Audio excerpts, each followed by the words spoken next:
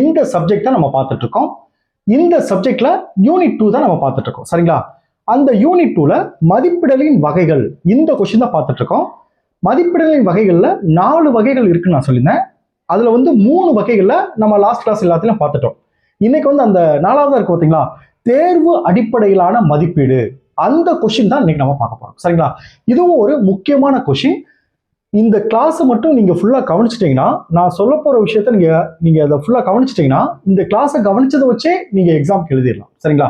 இப்போ அந்த கொஸ்டினை பத்தி நம்ம கிளாஸ் எடுக்கிறதுக்கு முன்னாடி நம்மளுடைய இந்த BEd first year second semester கிளாஸ்ல புதுசா ஜாயின் பண்றதுக்கு நிறைய பேர் கால் பண்றீங்க.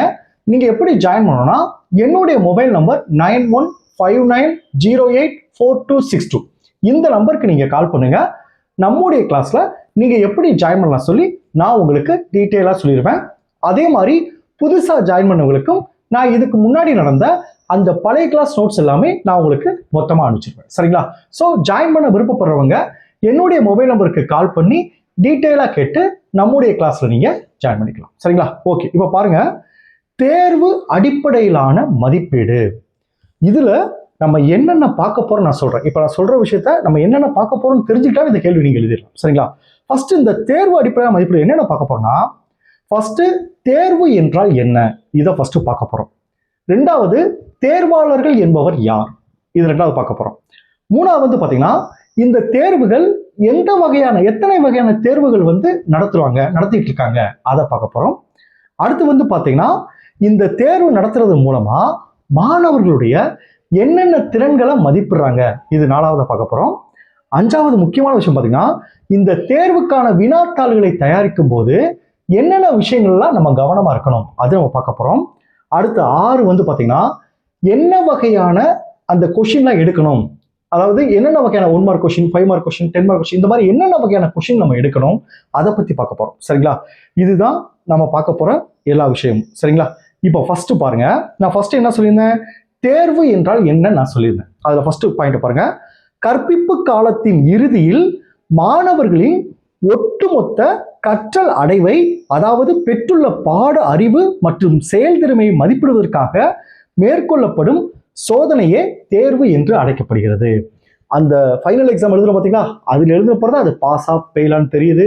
அதுல தான் ஏ கிரேடா, பி கிரேடா, சி கிரேடான்னு தெரியுது. சரிங்களா? இதுதான் தேர்வு அடிப்படையில் மதிப்பீடு. அந்த கற்பிப்பு காலத்தின் இறுதியில், அந்த முன்னாடி தேர்வுன்னு சொல்ல, அந்த இறுதியில மதிப்பிடப்படுறதுக்கான தேர்வு தான் என்ன சொல்லுவாங்கன்னா இந்த தேர்வு என்று அடையப்படுகிறது. அப்ப என்ன சொன்னா, தேர்வு என்றால் என்னன்னு தெரிஞ்சிச்சு. சரிங்க சார், தேர்வாளர் என்பவர் யார், நல்லா கவனிச்சுக்க. தேர்வுக்கு உட்படுவர், அந்த தேர்வை யார் எழுதுறாரோ அந்த தேர்வுக்கு உட்படுவர் தான் தேர்வாளர்கள் என்று அழைக்கப்படுகின்றனர். சரிங்களா? 3வது கொஸ்டின் என்ன சொன்னேன், எத்தனை வகையான தேர்வுகள் இருக்குன்னு நான் சொல்லியிருந்தேன். மொத்தம் பார்த்தீங்கன்னா 3 வகையான தேர்வுகள் தான் இப்ப நடந்துட்டு இருக்கு. ஒண்ணு எழுத்து வடிவிலான சோதனை, நம்ம முன்னாடி தேர்வுல அது.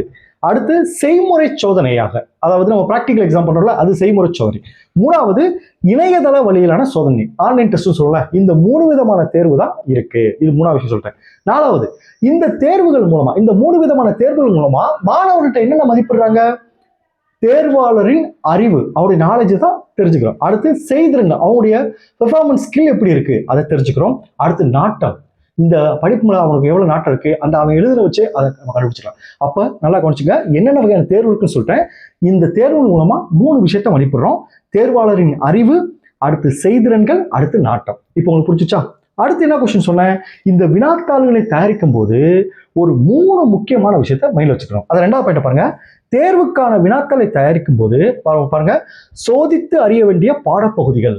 இப்போ நான் உங்களுக்கு வாரம் டெஸ்ட் வைக்கிறேன், அந்த ஃபர்ஸ்ட் யூனிட் டெஸ்ட் வைக்கிறேன், அந்த ஃபர்ஸ்ட் யூனிட்ல இருந்து தான் நான் உங்களுக்கு கொஸ்டின் எடுக்கணும். நான் 5th யூனிட்ல இருந்து எடுத்தேன்னா நீங்க எழுத முடியுமா, எழுத முடியாதான். சோதித்து அறியப்பட வேண்டிய பாடப்பகுதிகள், நான் ஃபர்ஸ்ட் யூனிட்ல தான் டெஸ்ட் எடுக்க போறேன், கொஸ்டின் எடுக்க போறேன். 1. 2, கற்பித்தல் குறிக்கோள்கள். இந்த ஃபர்ஸ்ட் யூனிட்ல மாணவர்கள் எந்த நாலேஜை பெறணும், அதுக்கேற்ற மாதிரி நான் கொஸ்டின் எடுக்கணும். அதான் 2 கற்பித்தல் குறிக்கோள்கள். 3 பாருங்க, சோதனை உருப்படிகளின் வகைகள். அதாவது நான் சொன்ன பாத்தீங்களா, இந்த 5 மார்க் கொஸ்டின், 10 மார்க் கொஸ்டின், அந்த மாதிரி நான் ஃபர்ஸ்ட் பிளான் பண்ணிடணும். 5 மார்க் கொஸ்டின் நான் சொல்றேன் பாத்தீங்களா, உங்களுக்கு சொன்னீங்களா 1 மார்க் கொஸ்டின் 5 கொடுப்பேன், 5 மார்க் கொஸ்டின் 3 கொடுப்பேன், 10 மார்க் கொஸ்டின் 3 கொடுப்பேன், 10 மார்க்ல ஒரு சாய்ஸ் இருக்கு, 5 மார்க் ஒரு சாய்ஸ் இருக்கு சொல்ல முன்னாடி உங்களுக்கு சொல்லியிருக்கேன் அந்த கொஸ்டின் பேட்டர்ன். அதுதான் சோதனை உருப்படிகளின் வகைகள் சொல்லுவாங்க. அப்ப வினாத்தாள் தயாரிக்கும் போது 1 பாருங்க, சோதித்து அறிய வேண்டிய பாடப்பகுதிகள் தெரிஞ்சுக்கணும், கற்பித்தல் குறிக்கோள் ஏற்ற மாதிரி தான் அந்த பாட கொஸ்டின் எடுக்கணும். அடுத்து சோதனை உருப்படிகளின் வகைகள் என்ன மாதிரி வகைகள் எடுக்கிறேன், 1 மார்க் கொஸ்டின் 5 மார்க் கொஸ்டின் அந்த மாதிரி என்னென்ன வகைகள் எடுக்குன்னு தெரிஞ்சுக்கணும். சரிங்களா? ஓகே, அந்த வகைகள் சொன்னல இதுல என்னென்ன வகைகள் மாதிரிலாம் இருக்கு பாத்தீங்கன்னா பாருங்க. பலவுள் தெரிவு வினாக்கள் மல்டிபிள் சாய்ஸ் கொஸ்டின் இருக்கு பாத்தீங்கன்னா அது. 2 பாருங்க கோடிட்ட இடங்களை நிரப்புதல் வகைகள். 3 பாருங்க பொருத்துதல் வகை வினாக்கள். 4 பாருங்க சரியா தவறா வகை வினாக்கள். இந்த 4 விதமான வினாக்கள் தான் எடுத்துட்டு இருக்காங்க. சரிங்களா? அதுல 4வது பாயிண்ட் பாருங்க.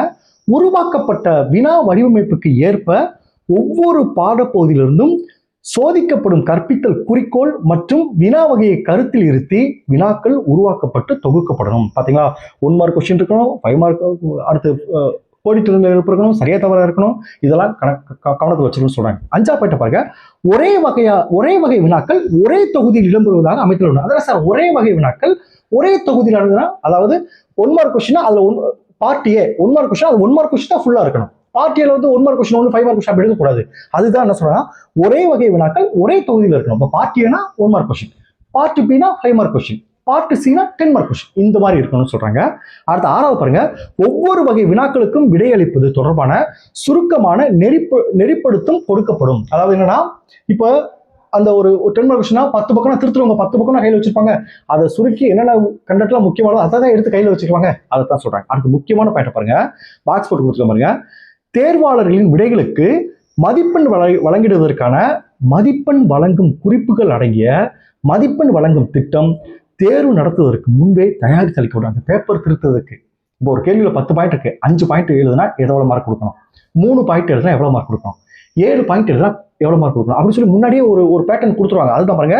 தேர்வாளர்களின் விடைகளுக்கு மதிப்பெண் வழங்கிடுவதற்கான மதிப்பெண் வழங்கும் குறிப்புகள் அடங்கிய மதிப்பெண் வழங்கும் திட்டம் தேர்வு நடத்துவதற்கு முன்பே தயாரித்து அளிக்கப்படும். இதன் மூலம் விடைத்தாள்கள் மதிப்பிடுதல் புறவயத்தன்மையுடனும் நம்பகத்தன்மை மிக்கதாகவும் இருத்தலை உறுதி செய்ய முடியும். சரிங்களா? அடுத்து 7வது பாயிண்ட் பாருங்க. தேர்வு நடத்தப்பட்டு தேர்வாளர்களின் விடைத்தாள்கள் மதிப்பிடப்பட்டு மதிப்பெண் வழங்கப்படும். மதிப்பெண்களின் அடிப்படையில் தேர்வர்கள் தரப்பிரிவுகளாக வகைப்படுத்தப்படுவர். 8வது பாயிண்ட் பாருங்க. ஆசிரியர் உருவாக்கும் சோதனைக்கு மாற்றாக தரப்படுத்தப்பட்ட சோதனைகள் கொண்டு தேர்வுகள் நடத்தப்படும். இந்த 8 பாயிண்ட் இருக்கு. சரிங்களா? இப்போ உங்களுக்கு இப்போ நான் கிளாஸை கவனிச்சு வச்சு நீங்க எழுதலாம். அடுத்து இந்த கேள்வி இன்னொரு முக்கியமான விஷயம் என்னன்னா, தேர்வுகளை மேம்படுத்துவதற்கான வழிகாட்டு குறிப்புகள். ஒரு தேர்வை சிறப்பாக செய்யணும், அதுக்கு என்னென்ன வழிகாட்டு முறைகள்லாம் இருக்கு அப்படி பார்த்தீங்கன்னா, மொத்தம் வந்து பார்த்தீங்கன்னா உங்களுக்கு 9 வழிகாட்டு முறைகள் இருக்கு. முதல் ஒன்று பாருங்க. மதிப்பிடலில் முக்கிய கூறுகள். அதாவது தேர்வு சிறப்பா இருக்கணும் அப்படின்னா அதுக்கு என்னென்ன கூறுகள் இருக்கு. 1 பாருங்க மதிப்பிடலில் முக்கிய கூறுகள். 2 பாருங்க மதிப்பிடும் வழிமுறைகள். 3 பாருங்க உண்மையான வாழ்க்கை சூழல். 4 பாருங்க ஒருபுற சார்பு இன்றி. அடுத்து 4 பாருங்க உண்மையான வாழ்க்கை சூழல். 5 பாருங்க ஒருபுற சார்பு இன்றி. 6 பாருங்க தேர்வு உருப்படிகளின் சராசரி. 7 பாருங்க மதிப்பெண் வழங்கும் திட்டம். 8 பாருங்க உள்ளடக்க ஏற்புடைமை. 9 பாருங்க பல்வகை வினாக்கள். இப்ப இதை ஹெட்டிங்லாம் சொல்லியிருக்கேன். இப்ப நான் எக்ஸ்பிளைன் பண்ண பாருங்க, ஈஸியா புரியும் பாருங்க. ஃபர்ஸ்ட் ஒன்று பாருங்க. ஃபர்ஸ்ட் ஒன்று மதிப்பிடலின் முக்கிய கூறுகள். இதுல 2 பாயிண்ட் இருக்கு. முக்கிய கூறுகள் என்ன சார்? 1 பாருங்க கலை திட்டத்தினை பிரதிபலிக்கும் வகையில் அதன் முக்கிய பகுதிகள் யாவும் மதிப்பிடலில் இடம்பெற வேண்டும். இப்ப 5 யூனிட் இருக்குன்னா அந்த 5 யூனிட்டுமே கொஸ்டின் எடுத்துக்கணும். சரிங்களா? 3 யூனிட் எடுத்து 2 யூனிட் ஒமிட் பண்ணக்கூடாது. அப்ப எதுக்கு அதை கலை திட்டத்தை கொண்டு வந்திருக்காங்க? அதை சொல்லுங்க. கலை திட்டத்தினை பிரதிபலிக்கும் வகையில் அதன் முக்கிய பகுதிகள் யாவும் மதிப்பீடில் இடம்பெற வேண்டும் சொல்றாங்க. 2வது பாருங்க யாவும் அதுக்கு 5 யூனிட்மே ஃபுல்லா எடுக்க முடியுமா சார்? இல்ல, அந்த 5 யூனிட்ல முக்கியமான விஷயத்தை எடுக்கணும்னு சொல்றாங்க. அதான் 2வது பாயிண்ட்ல கொடுத்துக்க பாருங்க. கலை திட்டத்தின் அனைத்து கூறுகளையும் மதிப்பிடுதல் இயலாத காரியம் என்ற போதிலும் முக்கிய கூறுகள் மதிப்பிடப்படுவது இன்றியமையாத ஆகும் அப்படின்னு சொல்றாங்க. முக்கிய கூறுகள் மதிப்பிடப்படுவது இன்றியமையாத ஆகும் சொல்றாங்க. செகண்ட் பாயிண்ட் பாருங்க மதிப்பிடும் வழிமுறைகள். எப்படி சார் மதிப்பிடுறது? முதல் பாயிண்ட் பாருங்க மதிப்பிடும் வழிமுறைகளை கலைத்திட்டத்தின் இலக்குகளுக்கு ஏற்ப அமைத்திடல் வேண்டும். 2 பாருங்க சோதனை உருப்படிகள். அதாவது தேர்வில் இடம்பெறும் சோதனை உருப்படிகள். அந்த கொஸ்டின் கேட்கிறோம் பாத்தீங்களா, அந்த 1 mark question, 5 mark question, 10 mark question, அது எப்படி இருக்கணும்னா தகவல்களை மீட்டறிதல், அடுத்து மீட்டுணர்தலை மட்டும் அளவிடாக அமைந்திராமல், அதாவது மனப்பாடம் பண்ணி எழுதுற மாதிரி இருக்காம உயர்திறன் அறிதிறன்கான பகுத்தாய்தல், தொகுத்தறிதல், புரிஞ்சு எழுதுற மாதிரி அந்த கொஸ்டின் இருக்கணும் அப்படின்னு சொல்றாங்க. சரிங்களா? அடுத்து 4வது பாருங்க உண்மையான வாழ்க்கை சூழல். உண்மையான வாழ்க்கை சூழல் என்னது? கொஸ்டின் வந்து நம்ம வாழ்க்கையில பயன்படுத்துவார். இப்ப அறிவியல் கொஸ்டின் எடுத்தோம்னா நம்ம வாழ்க்கையில அவனுடைய பயனுள்ள அவன் வாழ்க்கையில பயனுள்ளதா இருக்க மாதிரி கொஸ்டின் அவன் என்ன சொல்றாங்க அதான் பாருங்க, கற்ற பாட அறிவை அவன் கற்றுக்கிட்ட அந்த பாட அறிவை வந்து நடைமுறையில் பயன்படுத்திடும் தேர்வுகளது ஆற்றலை மதிப்பிட முடியும் தேர்வு உருப்படிகள் கல்வி சூழலில் பயன்படுத்துவதை மட்டும் கருத்தில் கொள்ளாமல், பாத்தீங்களா, கல்வி சூழலை மட்டும் பயன்படுத்துவதை கருத்தில் கொள்ளாமல் பள்ளிக்கு வெளியே உண்மையான வாழ்க்கை சூழலில் பயன்படுத்தும் ஆற்றலையும் மதிப்பிடுவதாக அமைந்திருத்தல் வேண்டும் அப்படின்னு சொல்றாங்க. அடுத்த 5ஆவது பாருங்க, ஒருபுற சார்பு இன்றி, அதாவது நான் கொஸ்டின் வந்து ஏதாவது ஒரு மாவட்டத்துடைய அந்த மொழியில் இருக்கக்கூடாது, பொதுவான மொழியில் தான் இருக்கணும். இப்போ கோயம்புத்தூர்ல பேசுற பாசை ஒரு மாதிரியா இருக்கும், திருநெல்வேலியில பேசுற அந்த பாஷை வந்து வேற மாதிரி இருக்கும், அதே மாதிரி மதுரையில பேசுற அந்த பாஷை வந்து வேற மாதிரி இருக்கும். அந்த மாதிரி எடுக்கக்கூட கொஸ்டின் பொதுவான அந்த இதில் இருக்கும். அதை சொல்றாங்க, தேர்வு இடம்பெறும் உருப்படி உள்ளடக்கம் பால், எந்த ஒரு பாலை சார்ந்திருக்கக்கூடாது, 2வது வம்சாவளி இனம் சார்ந்திருக்கக்கூடாது, மற்றும் வட்டார மொழி, அந்த வட்டார மொழி ஒருபுற சார்பின்றி இருத்தல் வேண்டும் அப்படின்னு சொல்றாங்க. அடுத்து முக்கியமான பாருங்க, தேர்வு உருப்படிகளின் சராசரி கொஸ்டின் எடுக்கும்போது நல்லா கவனிச்சுக்க, 60% தேர்வு உருப்படிகள் சராசரி கடினத்தன்மையிடம், சராசரியா கடினமா இருக்கணும், மிகவும் கடினமா இருக்கக்கூடாது, மிகவும் எளிமையா இருக்கக்கூடாது, சராசரியா 60% இருக்குன்னு சொல்றாங்க. அடுத்து 20% தேர்வு உருப்படிகள் எளிதாக இருக்குன்னு சொல்றாங்க.